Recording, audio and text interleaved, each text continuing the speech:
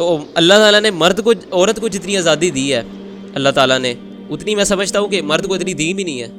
مطلب کچھ چیزوں میں ہے عورت کو کہ اس پر ریسٹرکشن ہے کہ آپ یہ نہیں کر سکتی، یہ نہیں کر سکتی، یہ نہیں کر سکتی، لیکن اس کے لیے جنت کمانا زیادہ آسان ہے مرد کی نسبت.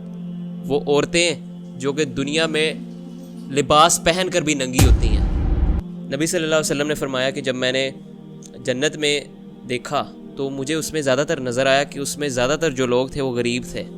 نبی صلی اللہ علیہ وسلم نے لیکن فرمایا کہ جب میں نے جہنم کی طرف دیکھا تو اس میں مجھے زیادہ تر جو لوگ نظر آئے وہ عورتیں تھیں. یعنی جنت کی طرف دیکھا اس میں زیادہ تر غریب تھے، اور جہنم میں دیکھا تو زیادہ تر عورتیں تھیں. اور اس کی ڈیفرنٹ وجوہات ہے. ایک سب سے بڑی وجہ نبی صلی اللہ علیہ وسلم نے یہ بتائی ہے کہ عورتیں جو ہیں وہ اپنے خاوند کی نافرمانی کی وجہ سے جہنم میں جائیں گی زیادہ تر عورتیں. لیکن یہ صرف ایک وجہ نہیں ہے. اس کے بعد مجھے جو سیکنڈ نمبر پر سب سے بڑی وجہ لگتی ہے وہ ہے جو بے پردہ عورتیں رہتی ہیں، اس وجہ سے عورتیں کی بہت بڑی تعداد جہنم میں جائے گی.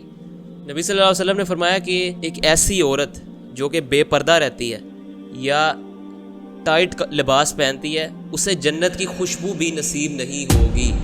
جنت کی خوشبو، ایون کہ جنت کی جو خوشبو ہے وہ تو ہزار ہزار میل دور تک پھیلی ہوگی، جنت کی خوشبو بھی انہیں نصیب نہیں ہوگی ایسی عورتوں کو جو کہ دنیا میں بے پردہ رہتی ہیں اور پردہ نہیں کرتی اور یا ٹائٹ لباس پہنتی ہیں.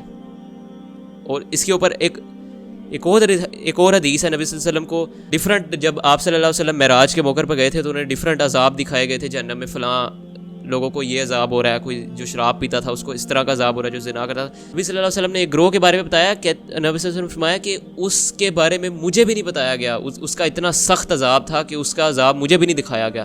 یعنی وہ اتنا دردناک اور عذاب تھا کہ اس سے تو آپ صلی اللہ علیہ وسلم بھی جو ہے خوف زدہ ہو سکتے تھے. اور وہ ان لوگوں پر عذاب ہو رہا تھا، وہ اس گروہ پر عذاب ہو رہا تھا جو کہ وہ عورتیں جو کہ دنیا میں لباس پہن کر بھی ننگی ہوتی ہیں. یہ صحیح حدیث ہے، صحیح مسلم. یعنی سب سے زیادہ دردناک عذاب جو تھا، جو سب سے زیادہ دردناک عذاب ہے وہ ان عورتوں کو ہوگا قیامت والا دن جو لباس پہن کر بھی ننگی ہوتی ہیں. آپ مجھے بتائیں آج کیا کلچر نکلا ہوا ہے، آپ دیکھیں ذرا. اور آج کل کی لڑکیاں باتیں کرتی ہیں پردہ تو دل کا ہوتا ہے. جی پردہ تو ہمارے دل کا ہوتا ہے. حضرت عائشہ رضی اللہ تعالیٰ عنہا ام المؤمنین، جب ان کے حجرے میں قبر تھی حضرت محمد صلی اللہ علیہ وسلم کی اور حضرت ابو بکر کی، تب وہ بغیر پردے کے چلا جایا کرتی تھی قبر کے پاس، کیونکہ ان کو پتا تھا یہ تو باپ اور بھائی اور باپ اور شوہر ہے، وہ تو محرم ہے میرے. لیکن جب تیسری قبر وہاں پہ بنی حضرت عمر رضی اللہ تعالیٰ عنہ کی، تو حضرت عائشہ کہتی ہیں کہ میں پردے ان کی قبروں کے پاس بھی اگر میں نے جانا ہوتا تھا نا تو میں اوائڈ کرتی تھی، اور اگر چلی بھی جاتی تھی تو میں پردے کے ساتھ جاتی تھی. یعنی کیونکہ عمر میرے لیے نون محرم ہے، یعنی ان کی قبر کے پاس بھی پردے سے.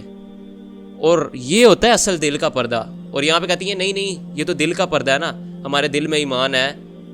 باہر ہم میک اپ کریں، جو مرضی دنیا کو دکھائیں اپنے بال بول، ہمارے دل میں ایمان ہے. واہ کیا بات ہے، دل میں ایمان ہے، کیا بات ہے.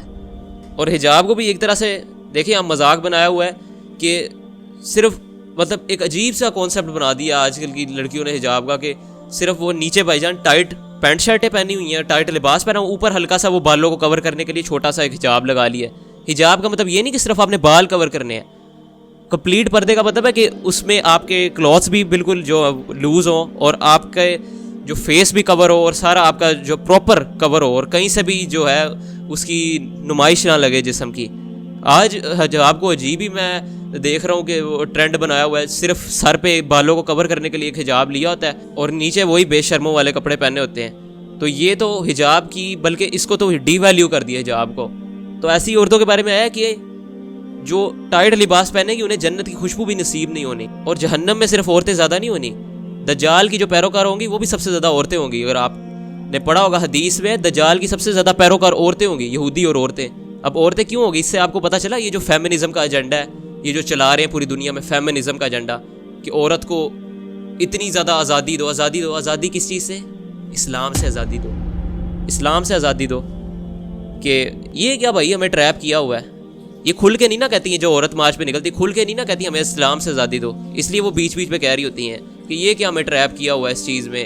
تو جو عورت مارچ نکل رہے ہیں آپ مجھے بتائیں، یہ وہ بالکل دجالی ایجنڈا ہے. دجال کی سب سے زیادہ پیروکار عورتیں ہوگی، نبی صلی اللہ علیہ وسلم نے فرمایا. تو یہ بالکل وہ گروہ ہے، یہ جو عورت مارچ اور یہ فیمنزم والے نکل رہے ہیں کہ عورت کو اتنی ترقی دو, اتنی آزادی دو کہ وہ مرد پر حاکم بن جائے, مرد کو ہی کنٹرول کرنے لگ جائے اور دنیا کا نظام ہی الٹ پلٹ ہو جائے. عورت کو حاکم بنایا نہیں ہوا. آپ دیکھیں کوئی بل بورڈ ایسا دکھا دیں جس پہ ایک بے حیا عورت کی تصویر نہ ہو, کوئی مجھے ایڈ ایسا دکھا دیں جس میں ایک بے حیا عورت کی تصویر نہ ہو. ہر جگہ اس کو پروموٹ کیا جا رہا ہے تاکہ جو مردوں کے اندر سیکشول ڈیزائرز بڑھتی رہیں اور پھر وہ نکلیں اور زنا کرتے رہیں, اور اس طرح ان کا خاندانی نظام تباہ ہو جائے, برباد ہو جائے ان کا خاندانی نظام. جس طرح ویسٹ میں آج 70% جو بچے ہیں وہ بغیر باپ کے پیدا ہو رہے ہیں, اسی طرح ان کے بھی یہی حال ہو جائے. وہ چاہتے ہی ہیں. اور یہ سب سے بڑا ایجنڈا ہے جو فیمنزم کا ہے نا, یہ سب سے بڑا دجالی جو سسٹم ہے ان کا سب سے بڑا ایجنڈا ہے. یہ پتہ نہیں کس چیز کی ترقی اور آزادی مانگ رہی ہے, عورت کو آزادی دو.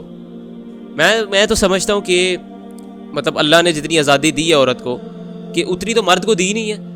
مطلب میں یہ سمجھتا ہوں کہ نبی صلی اللہ علیہ وسلم نے فرمایا کہ ایک ایسی عورت جو کہ اپنے فرائض پوری کرتی ہے, نمازیں پڑھتی ہے اور روزے رکھتی ہے اور اپنے شوہر کے حقوق پورے کرتی ہے اور اپنی عزت کی حفاظت کرتی ہے, اس کے لیے جنت کے کسی بھی دروازے سے وہ داخل ہو جائے, وہ جنت میں داخل ہو جائے گی. صرف مطلب چھوٹے چھوٹے کام ہیں, لیکن مرد کے لیے بڑی ذمہ داریاں ہیں کہ ہاں جی آپ نے مال کا حساب دینا ہے, آپ نے کہاں سے کمایا, کدھر خرچ کیا, یہ آپ نے حساب دینا, آپ نے مال سے زکوٰۃ دی کہ نہیں دی, حج کیا کہ نہیں کیا, اور آپ نے جہاد پہ حصہ لیا یا نہیں. یہ سارے حساب مردوں کو دینے ہیں, لیکن عورتوں کے لیے ایک چھوٹا سا اسلام کا ٹکڑا ہے کہ بس اس کے اندر آپ رہ لیں تو آپ کو ایزیلی جنت مل جائے گی. لیکن پھر بھی کیا ہے کہ عورتیں زیادہ جہنم میں جا رہی ہیں کہ وہ اتنے چھوٹے سے اسلام میں بھی عمل نہیں کر رہی. یہ مسئلہ ہے. اور اس میں میں عورت کے خلاف بات نہیں کر رہا, میں بالکل ایک عورت کے حق میں بات کر رہا ہوں کہ نبی صلی اللہ تعالیٰ نے ایک عورت کو ایک بہت آسان اور چھوٹا سا اسلام دیا ہے کہ اس کے اندر رہ کے آپ ایزیلی کامیابی حاصل کر سکتے ہیں. لیکن یہ لوگ اتنے سے اسلام پہ بھی عمل نہیں کر رہے. مردوں کے لیے تو زیادہ مشکل ہے, بہت حساب دینے پڑنے مردوں کو, عورت کو اتنا حساب نہیں دینا پڑنا. لیکن عورت آج دیکھ لیں, اور پردے کے کانسیپٹ کو اتنا ڈی مورلائز کیا ہوا ہے. آپ دیکھ لیں, آپ مارکیٹ میں جا کے دیکھ لیں, آپ بڑے بڑے جو شاپنگ مالز ہیں آپ لاہور اسلام آباد کے جا کر دیکھ لیں کیا حال ہے. آپ کو وہاں 100 میں سے ایک عورت کوئی ملے گی مشکل سے جس نے پردہ کیا ہوگا. مطلب لٹرلی یہ حالت ہو چکی ہے. اور نبی صلی اللہ علیہ وسلم فرما رہے کہ انہیں جنت کی خوشبو نہیں نصیب ہونے. تو اس میں اللہ تعالیٰ نے حکم دیا باقاعدہ پردے کا قرآن میں ایک مسلمان عورت کو, اور پھر بھی یہ کہتے ہیں کہ نہیں پردہ دل کا ہوتا ہے. اور آپ دیکھیں جو حرام ریلیشن شپ ہوتا ہے اس کے اندر لڑکیاں پہلے حرام ریلیشن شپ کو شروع نہیں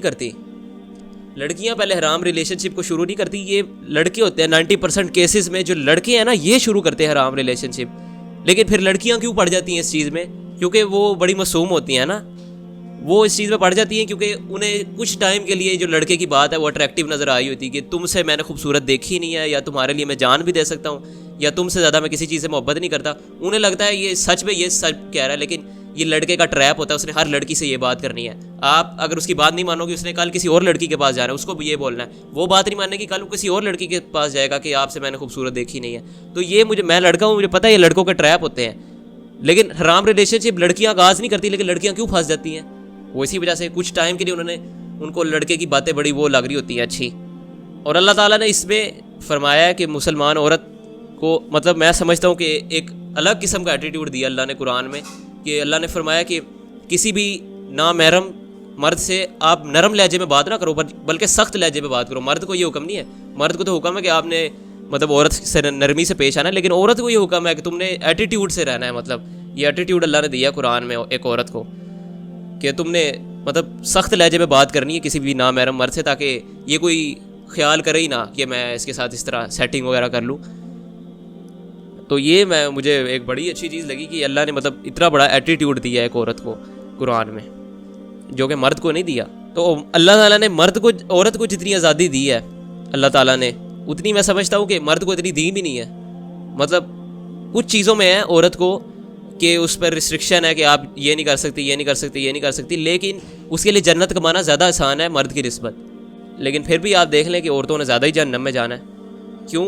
اسپیشلی جو آج کا دور ہے اس کے اندر, یہ تو میں سمجھتا ہوں فل ہم جو ایک دجالی ایرا میں رہ رہے ہیں, جس کے اندر ہر کام خلاف ہو رہا ہے, اینٹی اسلامک, ہر طرح سے اسلام پر اٹیک ہو رہا ہے.